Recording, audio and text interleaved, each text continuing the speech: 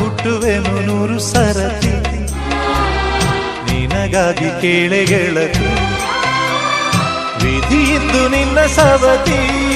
ಆದರೂ ನೀನೇ ನನ್ನ ಒಡತಿ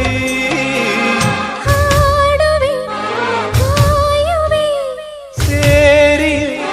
ಸಾಯುವೆ ಆಗ ಬಂದನು ನೆನಪಿಗೆ ಈಗ ಬಂದ